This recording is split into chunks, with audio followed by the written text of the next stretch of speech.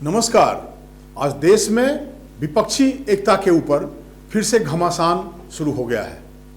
2 दिनों पहले पटना में CPI-ML लिबरेशन के राष्ट्रीय अधिवेशन के अवसर पर विपक्षी नेताओं के साथ अपने भाषण में बिहार के मुख्यमंत्री नीतीश कुमार ने कहा कि वो कांग्रेस का इंतजार कर रहे हैं। 2024 के पहले विपक्षी एकता का स्वरूप क्या हो, लोग हमसे बातचीत कर रहे हैं, तो उन्होंने ये कहा कि वो कांग्रेस का इंतजार कर रहे हैं। आज की चर्चा इसी के ऊपर, आज की समीक्षा में आपका स्वागत है, आपका बहुत बहुत स्वागत है।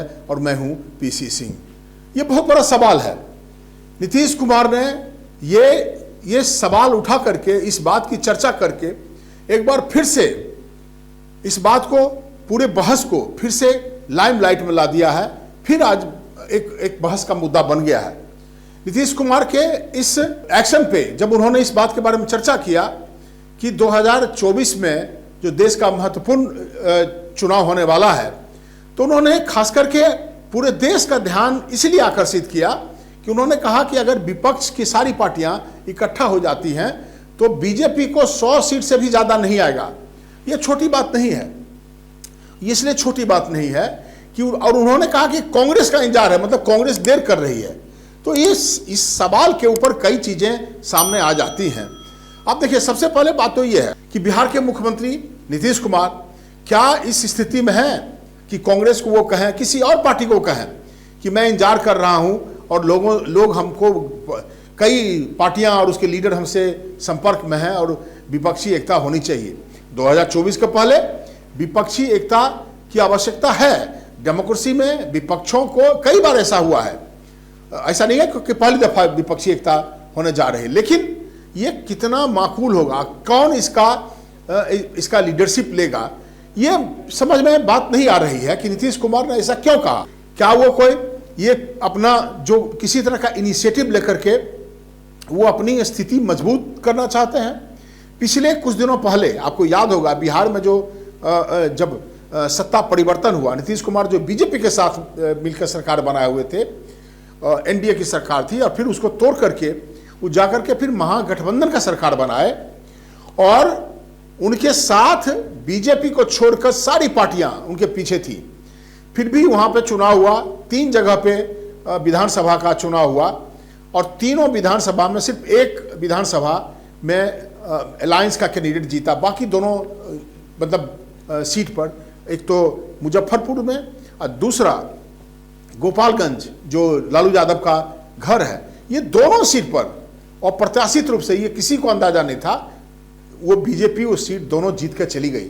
तो ये सवाल जब नीतीश कुमार उठा रहे हैं कि विपक्ष की एकता अगर हो जाए तो 100 सीट से भी ज्यादा बीजेपी नहीं ले, किस आधार पर इस बात को बोल रहे हैं? दूसरी बात, अगर वो कांग्रेस को कह रहे हैं, इनवाइट कर रहे हैं कि आप बोलिए, मैं इंतजार कर रहा हूं, भाई उसके ऊपर तो जवाब देते हो। जयराम रमेश ने कह दिया कि कांग्रेस को किसी का सर्टिफिकेट की जरूरत नहीं है, और कांग्रेस आज भी इस देश में वो कोशिश कर रही है, भारतीय जोड़ो यात्रा से लेकर के बाकी लोगों से संपर्क में है, और ये निश्चित रूप से है कि उसकी जो विपक्षी एकता का जो मुद्दा है वो उसके एजेंडा पर है। लेकिन उन्होंने साफ कह दिया कि नीतीश कुमार के इस बात पर कि आपको, ये देखिए मिला जुला करके बात यही है। आज अगर नीतीश कुमार इस बात को कह देते कि मैं राहुल गांधी को नेता मानता हूं, कांग्रेस को नेता मानता हूं, आज बात समझ में आ जाए। असली चक्कर यह है कि विपक्ष का कोई भी व्यक्ति, कोई भी लीडर अपने को पीछे रखना नहीं चाह रहा है।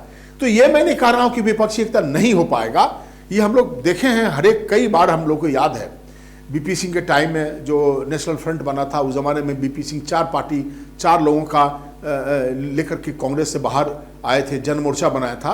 तो एक मुद्दे की बात होती है, मुद्दा होता है, इंपॉर्टेंट होता है। 4 आदमी को लेकर के बीपी सिंह ने ऐसा मुहिम तैयार किया कि कांग्रेस को पूरा का पूरा उत्तरी भारत में खत्म कर दिया। उसी तरह से कई बार ऐसा हुआ है, आपको याद होगा, जब सब लोग जेल में बंद थे और जयप्रकाश नारायण के नेतृत्व में आंदोलन चल रहा था, जेपी आंदोलन, उसमें भी लोगों को लग रहा था कि शायद विपक्षी एकता संभव नहीं। तो विपक्षी एकता होता है। देखिए, इसी देश में कई ऐसी बातें आई हैं कि जब कोई उम्मीदवार नहीं मिला तो आपको देवगौड़ा प्रधानमंत्री बनके चले गए, आके गुजराल प्रधानमंत्री बनके चले गए। लेकिन ये जो बात आज जो नीतीश कुमार कह रहे हैं, अगर ये ज़्यादा अफेक्टिव तब होता कि जब वो कह देते कि मैं उम्मीदवार नहीं हूँ। अब मैं किसी एक व्यक्ति को कोई मान ले, आज राहुल गांधी को मान ले। इसलिए कांग्रेस का जो दावा है उसके पीछे एक कारण भी है। कांग्रेस सबसे पुरानी पार्टी है, उसके पास आज भी देश में विपक्षों में सबसे ज़्यादा पार्टी है, ये मेंबर हैं पार्लियामेंट में, तो उसका एक नेचुरल दावा है। और अभी राहुल गांधी ने जो पदयात्रा किया उसे एक माहौल बना था, इसको नीतीश कुमार ने खुद भी स्वीकार किया है। तो ये सारे, और देखिए जयराम रमेश ने एक चीज और कह दिया, वो बहुत ही इंपॉर्टेंट बात है, कहा कि टू फेस नहीं होना चाहिए, कि आप खड़गे के बुलाए हुए विपक्षी एकता की मीटिंग में शामिल हो जाइए और फिर सरकार के साथ मिलकर के मतलब आप काम करिए। ये उनका इशारा किसकी ओर था ये मैं नहीं कह सकता हूं। और जो सबसे इंपॉर्टेंट बात है, कांग्रेस ने, जो जयराम रमेश ने कहा कि कांग्रेस अकेली पार्टी है जो अभी भी बीजेपी के साथ किसी तरह का कॉम्प्रोमाइज नहीं करी। ये बात तो सच है, बाकी सारी पार्टियां, तो ये सारे चीजों को मिला जुला करके जो ये जो अभी बहस का मुद्दा बना हुआ है, तो ये मैंने कह रहा हूं कल हो सकता है, चूंकि इतिहास का और पॉलिटिक्स का जो डेवलपमेंट होता है वो किसी के बस में नहीं होता है। मैंने कहा ही कि किस तरह से जो देवगौड़ा भी प्रधानमंत्री बने इस देश में और आके गुजराल भी बने, और दूसरी तरफ ज्योति बाबू मतलब देश के प्रधानमंत्री बनते बनते रह गया, जिनको उन्होंने कहा कि यह ऐतिहासिक भूल थी। और शायद अगर ज्योति बासु उस समय प्रधानमंत्री बन जाते, जो उनके पार्टी के खुद लोगों ने विरोध किया, तो आज देश का इतिहास कुछ और होता। तो मेरा आज की बात मैं यहीं पर समाप्त करता हूं। अगली बार जब मिलूंगा तो किसी और मुद्दे पर आपसे बात करूंगा। तब तक के लिए मुझे आज्ञा दीजिए। धन्यवाद।